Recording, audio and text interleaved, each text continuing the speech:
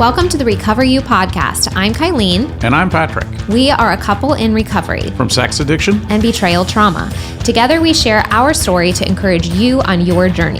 It's here that we talk about sex addiction, betrayal trauma, mental, emotional, and physical health, faith, and anything and everything needed to recover you to your most authentic self that God created you to be. Welcome, everyone, to another episode of RecoverU. I'm really excited to introduce you to Erin Stretar today. She is a certified partner trauma therapist with years of experience helping individuals heal from the pain of betrayal caused by their partner's sex or pornography addiction, emotional or physical affairs, or other sexually compulsive behaviors. Through her compassionate approach and expertise, Erin empowers her clients to reclaim their sense of safety, self-worth, and peace, which is so important. We talk so frequently about how safety is just absolutely the foundation of recovery and so necessary. And I love that you added self-worth and peace in there too, because like with betrayed partners, it's like that's really what we are aiming for, right? Is to improve our self-worth and to feel that calm, that grounding, that sense of peace again after that safety has been established. So welcome, Erin. We're so excited to have you today. Thank you. Thanks so much for having me. Yeah. So I'm excited to open up the conversation about, how you work with your clients, what you feel like is important, what you see, what you work with. And we kind of briefly mentioned discussing, if a betrayed client is going to walk into your office, what are some of the things that you're going to recommend to her? What's your process? What do you find to be the most important? Tell us a little bit about your practice. Yeah, absolutely. So, of course, in my practice, I'm seeing a lot of everyone is in a different place, right, in their journey. So sometimes I'm seeing a client who is coming in and maybe they've just discovered, right? They've just found out maybe that their partner has had an affair or has a secret addiction. Sometimes, of course, I'm going to see a partner who's years after discovery and, has been in the healing process for a long time, but still feels stuck and isn't maybe sure why she's not progressing the way that she wants to. So either way, regardless, or anywhere in between there on that spectrum of where the client is coming in with, there's always a few things that I recommend right off the bat that they get started on to start that healing journey. And that's always the same, right? Every client looks at me with this intense pain in their eyes and just is like, please help me. What can I do? What can I be doing to get out of this unbelievable pain? And so these are my kind of first initial 3 go-tos to help get them started on that journey. Oh, I'm excited to hear about what those are. Okay, so we have 3. Why don't you go ahead and list them out, and then we'll break them up one by one, if that sounds good. Sure, absolutely. So the first is going to be journaling, doing some kind of record keeping around her emotional experience. Mm-hmm. And the second is bringing her back to the present moment and learning to do some self-soothing skills. And the third is either creating a support system or engaging with her support system. Oh, I'm very excited to talk about all 3 of those. Okay, can't wait. So let's start with journaling. Why do you feel like that's important? We talked a little bit about journaling in the podcast, mostly I think from the perspective of it being helpful for the recovering addict and helping them sort of, connect with their emotions and being an important process of like their homework as they kind of navigate recovery and things like that. So I love that you're bringing it into the conversation around betrayed partners. So why do you think that's important and how can it help them? Yeah. Well, I think the first thing that it does is that it slows her down a little bit. And I recognize too, I'm using the pronoun she, her, talking about a betrayed partner, and maybe using he, him for a betrayer. And I understand that's entirely not always the case and not totally PC, but for the flow of conversation, it's just going to slow her mind down a little bit. Of course, the emotions that you experience with betrayal are so intense and there's such a wide variety of them. And so the idea is just to really slow her down, get her in touch with her experience and with her thoughts. There's that kind of silly therapy phrase that's like, you got to feel it to heal it. And I think that's really true. Journaling is a step that can help slow her down and get her in touch with her emotions so that she can really feel them to then start the healing process, to start to heal them. So The idea is that it's just going to help her understand a little bit more about her thoughts and her experience. And that's going to lead to, in my experience, better decision making, which is important. A lot of times betrayed partners come in and they'll say, oh my goodness, I did not handle that well. We had a conversation or an argument, and my goodness, I didn't, did not handle that in a way that felt good to me. And so journaling is a way that can slow us down, help us understand what it is that we're feeling and what we need to say. And can help us handle some of those situations a little bit better. I'm not talking about, decision making as far as like, should I stay or should I go? That comes much later in the process, of course, but just sort of understanding, is this something that I need to share with my partner, or looking through their journaling is, wow, there's a common theme that keeps coming up. Maybe this is, a boundary I need to set around this or something like that. But it's going to slow them down and help them understand a little bit more about what's happening for them. And then in turn, they can decide, what is the next right step for me? Mm-hmm. Yeah, as you were talking, I was thinking about journaling almost being like a bridge from the subconscious to the conscious, of like, sometimes when we write things down, it allows our emotions to flow in a way that if we're just doing it all in our head, it doesn't maybe get as organized. Or on that same thought, the idea of like, trauma is so overwhelming to the brain, and I'll call it trauma debris when there's so many things sort of like floating around in trauma brain and you're just like really confused.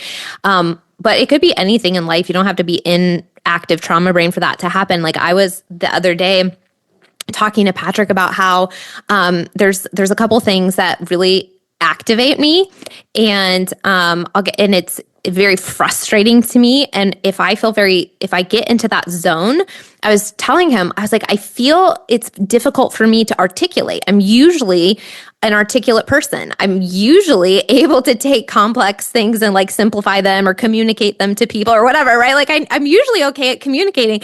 But if I'm like really bothered by something, the articulation and my ability to sort of like streamline it and make it make sense kind of goes away. So he was like, well, why don't you write it down? So that actually turned into a 13-page opinion piece that I wrote. But it was so great because actually while I was writing it, things became much, much, much more organized, much, much clearer. And I was able to kind of, think through things, articulate them much better than if I was just trying to pull them out of my head and speak them. Writing, for whatever reason, provided a little bit more clarity and a little bit more organization. Yeah, absolutely. And I think also too, just as humans, we're not great at understanding our own emotions. A lot of times we know I'm feeling something, but I don't know what I'm feeling. So journaling can help get clarity around that. And I encourage my clients to use the feelings wheel. It's at like feelingswheel.com. But it's a really useful tool that can help them understand what emotion they're using or what they're feeling. I'm sorry, excuse me. What emotion they're feeling. And so that's something that my clients find really, really helpful, just to be able to label their emotion and identify, wow, like I feel resentful or I feel ashamed, and to be able to really put a label to what they're feeling, that can be helpful, increasing their own self-awareness, which kind of leads me to another point of why I think journaling is important is if she doesn't understand her own experience, she can't help her partner understand her experience and her pain. And that comes down the road in healing a little bit more if and when her partner becomes safe enough for her.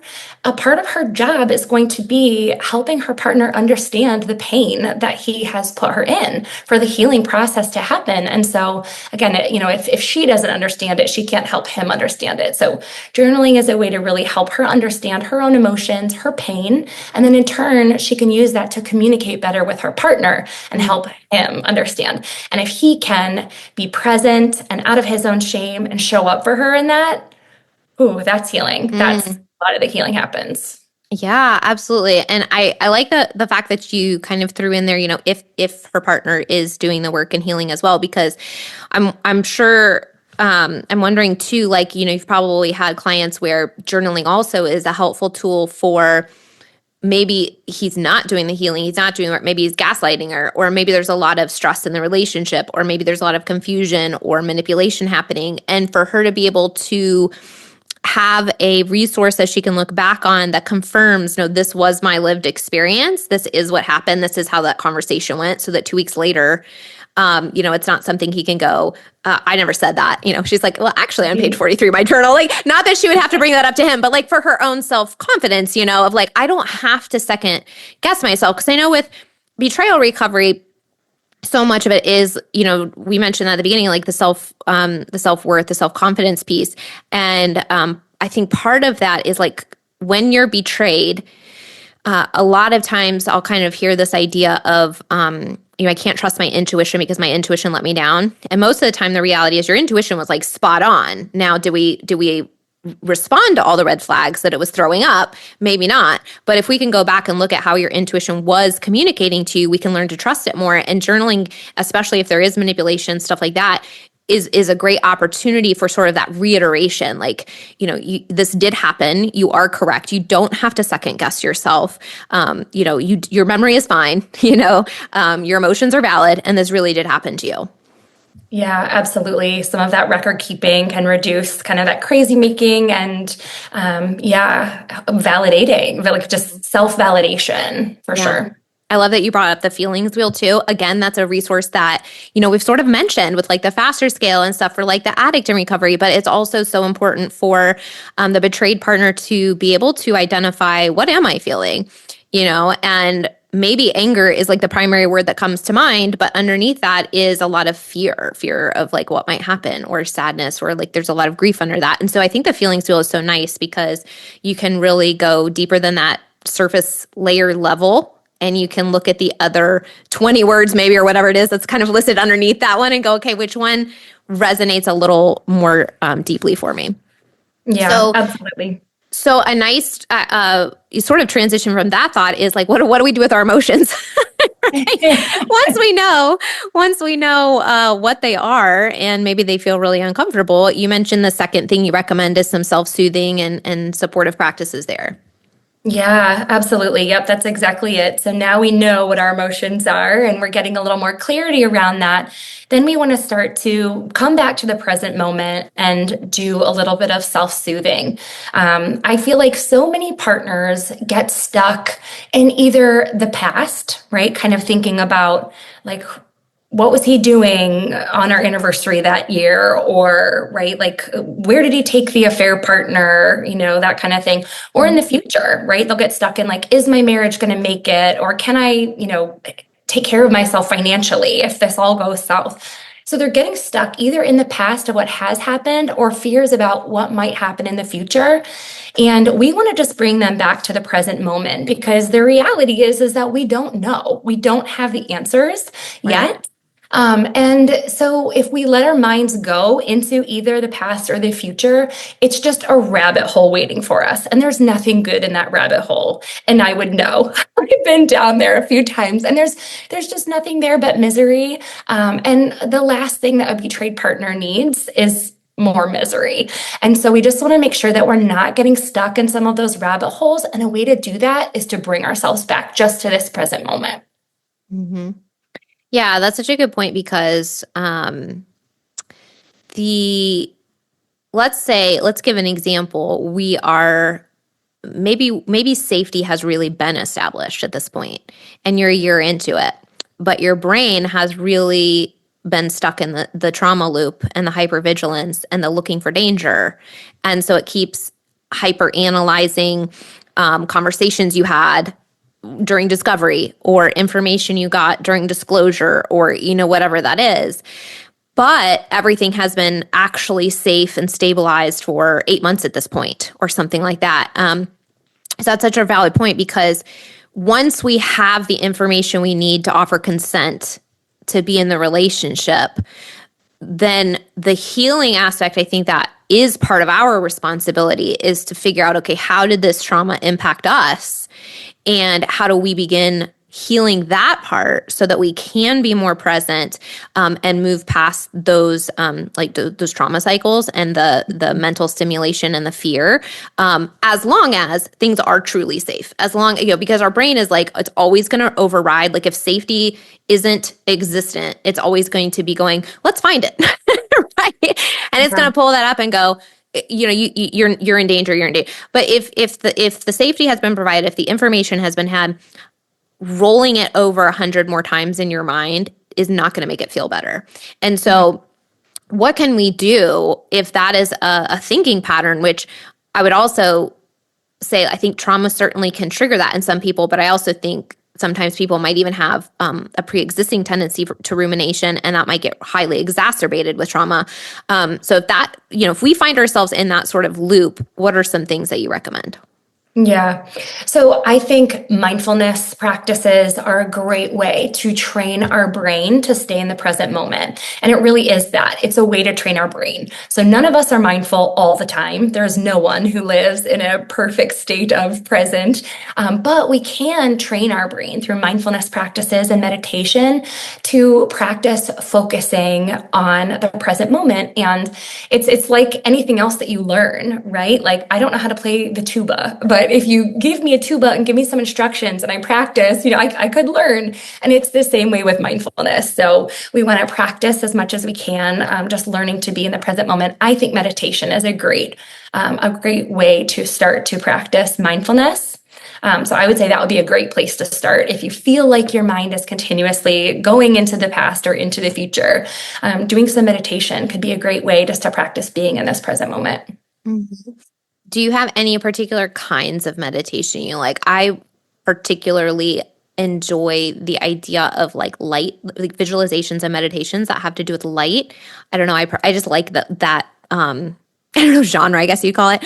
Like your body is being filled with light, or the negative energy or emotions are draining out of your body and it's being replaced with light. I kind of enjoy those sorts of things. Or I used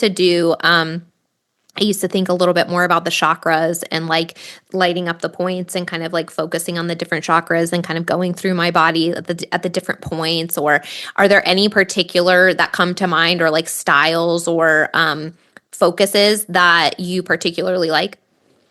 Yeah, I really like imagery. I'm a really visual person. So anything that's kind of using visualization or imagery, whether it's like, to kind of see some places where you need some healing or just sort of body scanning, I think those are really helpful. But it really is sort of, I guess, what everyone needs for themselves. I'm not a person who can just be like, okay, let's be mindful, right? Like I need like kind of a guided practice in that. And there's tons of different apps and resources and places that you can find meditation. And I recommend that everyone start small, right? Like start with a 3 to 5 minute and then go from there. Yeah, I'm glad you mentioned apps too. I'm pulling it up on my phone here. It's like Slumber is the name of the app. And that is one where, like, if Patrick is like traveling, or maybe it's at a point in your recovery where maybe you're sleeping in separate rooms and you want something to sort of like occupy your mind or help you calm down.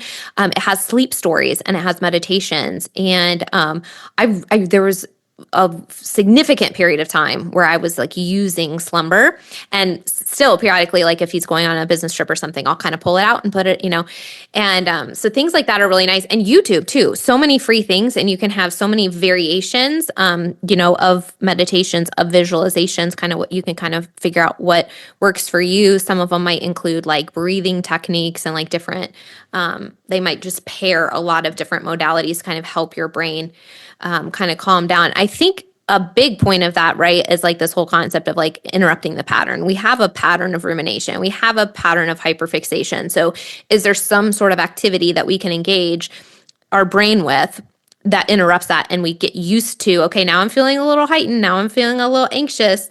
Let me put on my Slumber app, or let me put on my Calm app, or let me Google something or YouTube something really quick.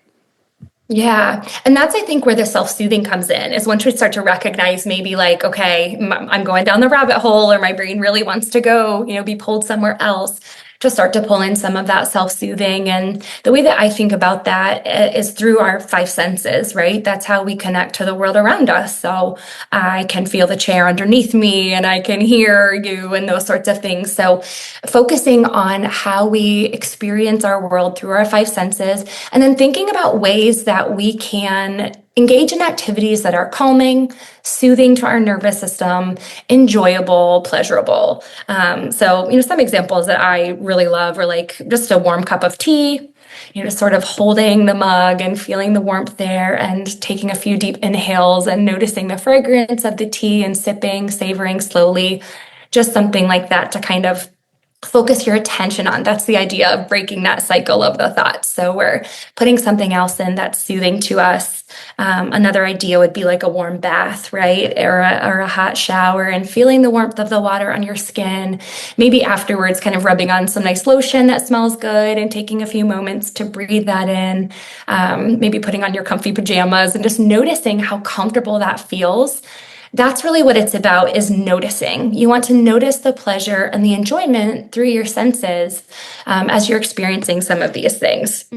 Movement is huge. I think that's another one. I'm always recommending that my betrayed partners are moving their bodies. And that's not for cardiovascular health or anything like that. That's really just because we know that our bodies hold on to our emotions. We know that there's so many, and that our body holds all that. And sometimes even betrayed partners start to feel that. They're like, my neck hurts, or I'm sore, or I have a headache. And I think sometimes that's our emotions getting stuck there. So I encourage clients to get moving, even if it's just a brief 5-10 minute walk. Just, if it's whatever feels right for you. Stretching is fantastic, right? Even just a few minutes of stretching and being present in your body, noticing how good that feels.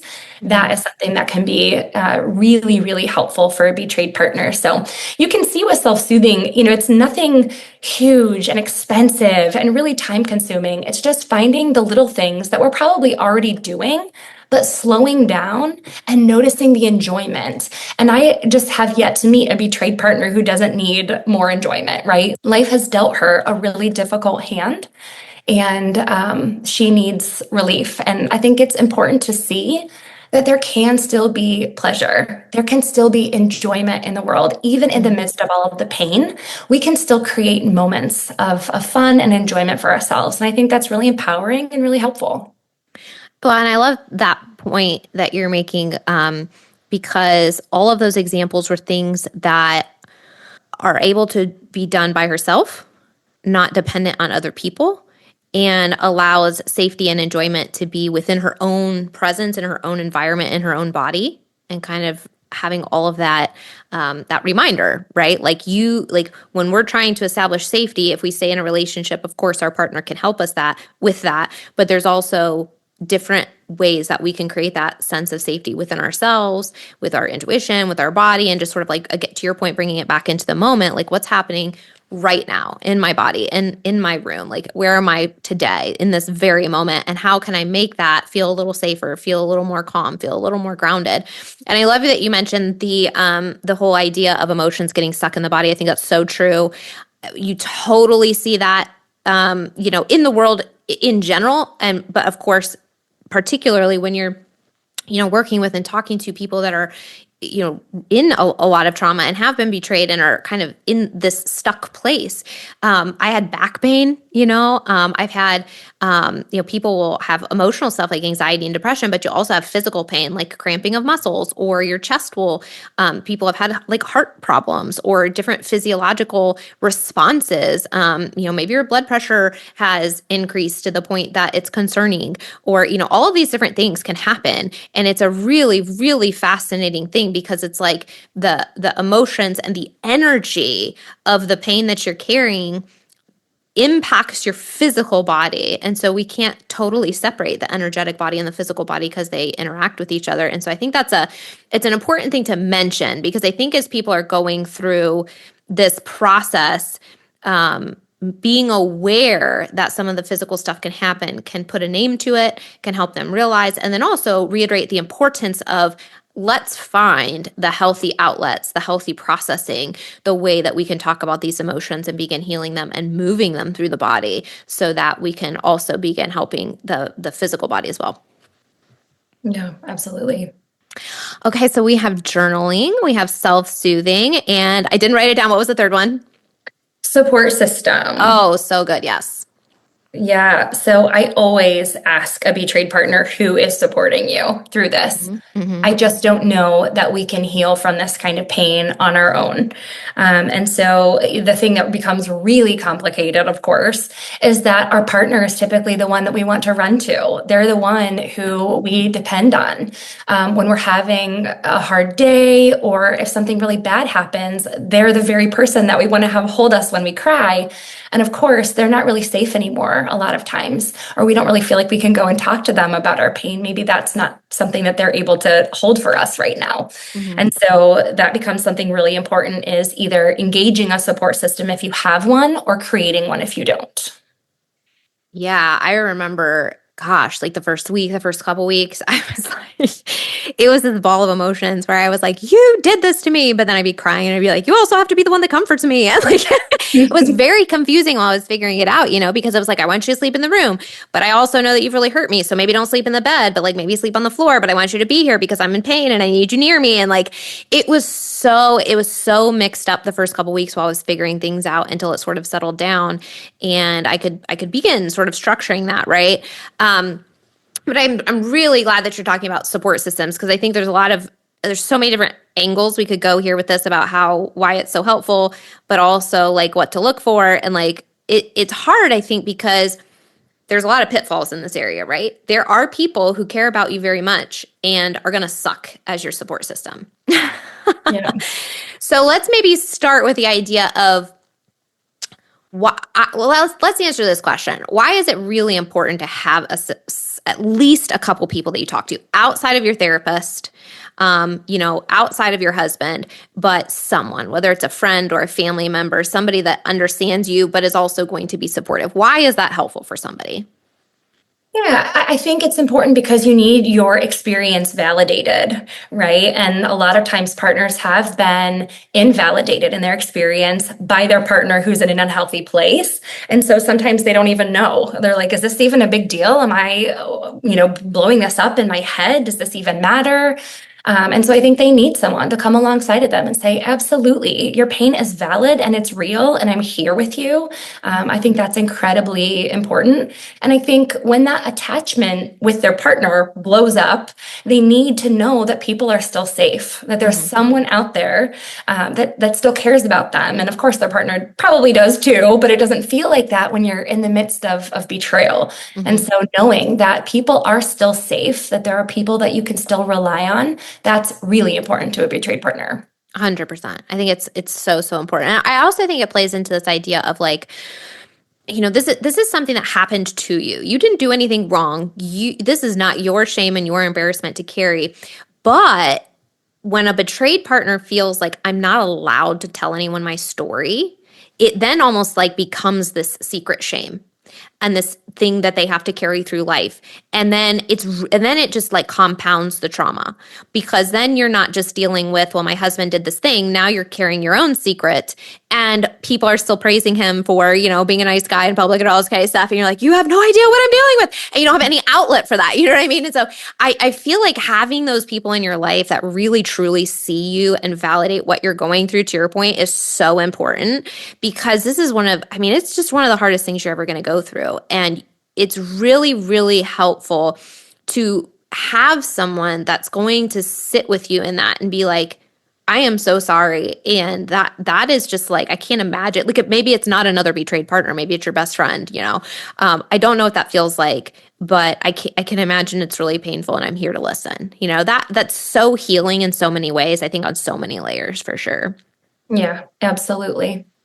Do you have any ideas around like, how do you find the people that are safe, right? Because we sort of like touched on that concept when I introduced the question, is like, there are people that you might tell that you think are going to be really supportive, and then they come back with a response that feels incredibly hurtful. Maybe they didn't mean it to be, but it was, because they just aren't leading with empathy. You know what I mean? So like, do you have any tips on like kind of navigating that process of like dipping your toes, or like figuring out who the safe people are, and like maybe who's not safe, and then maybe not telling them, or like, how do you navigate that? Any tips there?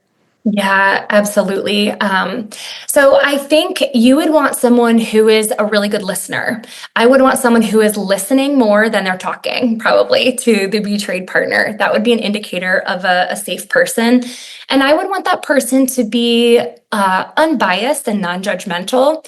I think the last thing that a betrayed partner needs right now is anyone in her life giving her opinions on what they think she should do, and decisions about, or what they would do. So a lot of times people trying to be helpful will say things like, I don't know how you're staying. I would never stay if I were you, right? And those things are just not helpful. And we know that they're trying to be, but it's just not. That just is makes the whole conversation a lot more difficult, and it's just not necessary. So I would want someone who's non-judgmental, who's not going to give me their opinions or ideas on what they think I should be doing within the relationship, but just wants to listen. I think something else that's important is someone who, this is ideally, but in an ideal world, I would like it to be someone who doesn't have a ongoing relationship with my partner who betrayed me. I just feel like that gets difficult, right? If I'm telling you about my partner and how he betrayed me, and then we're going to be at a dinner party together next week, right? All of us together. It blurs the lines a little bit. And you want to have someone who's really safe, who's just for you, who doesn't have that ongoing relationship with your partner. And that's where a therapist or a coach can be really helpful. That's a benefit of one of those relationships, is that they don't know your partner, and they're never going to know your partner, and they don't need to. And so that relationship can be really helpful. Absolutely. If they were in a situation where they thought someone was going to be really supportive, they reached out, they shared a little piece of their story, maybe not everything, right? But maybe they send a text and it's like a little bit of what's happening and they're really in pain. They get a non-supportive reply. Again, maybe that person just doesn't know how to listen, how to empathize. And so it's not intentional, but it's hurtful and unsupportive, right? What are your thoughts around, like, if that's an in-person conversation, how would you respond? Or do you not respond? Do you just kind of make a mental note and go, okay, I'm just not going to share anymore with that person, and kind of, for the period of time that you're feeling very strongly about this and processing things, like, I'm just not going to ask them for help? Or, what are your thoughts around that? Yeah, I would definitely do some exploration around, how do you feel after you talk to a support person? If you're walking away from those conversations feeling anxious, upset, those are signs that maybe this person is not the right one to be supporting you on this journey. And I think it's never too late, or it's totally okay to say, hey, I think I overshared a little bit, and that's on me. And I'm going to find alternate support systems. I've got a therapist, or I've got a coach I'm working with. Thank you so much for spending that time with me, but like, I'm good. And from here on out, I'm going to be seeking out other supports or something like that. I think it's okay to do that. Yeah, I mean, absolutely. I think it gets complicated, right? I think there's so much in the world where it's like, people really do care about you, but sometimes they just don't have the capacity for whatever reason. They're dealing with their own stuff, or sometimes people, it's unfortunate, but I think it's in some people's life experiences, they don't know how to support someone unless they've lived through something similar. They just can't anticipate your emotional needs in that moment for whatever reason, right? And I think it's okay to go, we can still be friends, but that's just not an area that I'm going to be, like, internally to yourself. Just saying that's not an area maybe I'm going to share with them, to your point. And maybe that means that there's a little bit of emotional distancing for a while you are stabilizing and while you are reaching more deeply into the people that can support you and provide that safety for you. And then maybe it stays that way, or maybe later on you guys get closer again, because that's less of a need for you at a certain point in your healing, And I think that's really, really hard, I think, for a lot of betrayed partners, because it's like, by our closest friends, by our closest family members, we really want to be seen and understood. And I think, to an extent, there's a part of healing that allows us to go, they just didn't have that capacity, and it doesn't make them a horrible person. You know what I mean? And I feel like that's a really hard place to come to sometimes. Yeah, absolutely. I think it's important to recognize that I don't think anyone is really trying to do damage to a betrayed partner who's hurting. So I think it would be unintentional if it does happen, but it does happen. And I think it's okay to just say, this is not good for me. Right. maybe to yourself in your head, but and back away a little bit. That's where I think support groups can be really helpful too. So there's a lot of understanding, Yes. whereas our family or our friends may not understand our experience. If you can find a support group of people who have lived a similar experience, there can be a real sense of relief there when you can sit with people who get it. And a sense of hope when you can sit with people who get it and who are maybe on the other side of it. There's Yes. something really healing about that. Yeah, it's almost like this you're normal, you're okay. We see you, we feel you. I felt that. I've been there. It will be okay. It doesn't feel like it today, but we'll get through this together, kind of thing. Yeah, I'm glad you brought up support groups. Super important to not just be working with someone on one-on-one, but whenever possible, to connect with people who are also going through the same thing that you are, and to kind of create that support system. I think that's a really important, those three things: journaling, so you can feel more grounded, you can get more clarity; learning how to support your nervous system and your brain, and that safety aspect of self-soothing, and kind of bringing your mind and your body into the present; and then having some sort of outlet to be vulnerable, to share, hey, today was actually a really good day. This is what's going on. Or today was a really hard day, and I don't know what to do. Like, what are my next steps? And having people that are safe people to talk about that with is so, so important. Is there anything that we missed in any of those points that you want to make sure that we cover again? I know I didn't really ask you. I was thinking about this after we moved on from journaling. Do you have any specific journaling prompts that maybe you could encourage people to start with? Maybe they're not familiar with journaling and they haven't done this in the past. Is there anything that would help them get started? Yeah, that's a great question. So it does, really matter what you write, I would say. I would never maybe discourage anyone from, writing about like today I went to the grocery store and then I came home and I made dinner. That's fine, but really we want to focus on the emotion. That's what really matters. So I would encourage, if you're going to write about what happened, that's fine, but then you need to write about how do you feel about it. That's another place where that feelings wheel can really come into place. So that would be a very simple place to start, would be what happened and how do you feel about it, or how did you feel about it? Another exercise I think is really helpful is to write about something that's bothering you, something that's on your mind. Maybe it's, a specific conversation that you had with your partner, or an argument, or just a painful memory of the betrayal that you seem to be stuck on, and write about it. Again, focusing on the emotions, write about what that experience was like for you. And then put it away. I would say maybe 10 minutes, right? And then close it up and put it away. And then the next day, read what you wrote and pick up there and do 10 more minutes and then put it away. Then the next day, same thing. Read what you wrote the first 2 days, journal for 10 minutes, close it up and put it away. And then for a final time on the fourth day, read everything that you've written before and then keep going for 10 minutes and close it up. Nice. And Yeah. that really helps us gain a lot of insight that gives us time to step away from what it is that we wrote and those emotions. And then a lot of times what happens is when we come back to them, we have so much more clarity around it, or we have so much more insight into what's been happening. And we can see themes like, wow, I am really angry, right? Like I can see that there is a theme of anger right throughout this whole thing. And then we can figure out, okay, what do I do with my anger? What are some ways that I can manage and process my anger, or whatever the emotion may be? So that's a great one too. Awesome. Well, thank you for sharing that, and giving us some really practical ways to sort of implement all of these things. So we have journaling, we have some specific prompts that they can journal, we have some specific actions that they can take with self-soothing, we have some tips around finding safe people and support groups, and the importance of that. I want to mention with that point as well, we have 2 episodes. If you have somebody in your life that you want to be a safe person and they're curious and they want to learn more about how to support you, we have an episode for how to support the recovering addict and how to support the betrayed partner. And those 2 episodes were specifically designed for like, maybe say this, maybe don't say this. This could be hurtful. This could be helpful. And thinking through and explaining like what's going on in your life, and they can listen to those episodes and learn a little bit more about what's happening in your life and how to support you. And so I'll make sure those are linked as well. But Erin, I'm so thankful that you decided to come onto the podcast and share these tips. It's so helpful. Is there any encouragement that you would like to leave betrayed partners with today? Yeah, I think the biggest thing that I would want to say to betrayed partners is that there is hope. And I think a lot of partners lose that and really wonder if life can ever be the same or if it can ever be as it was before. And my encouragement would be just to know that it absolutely can be. It can be better.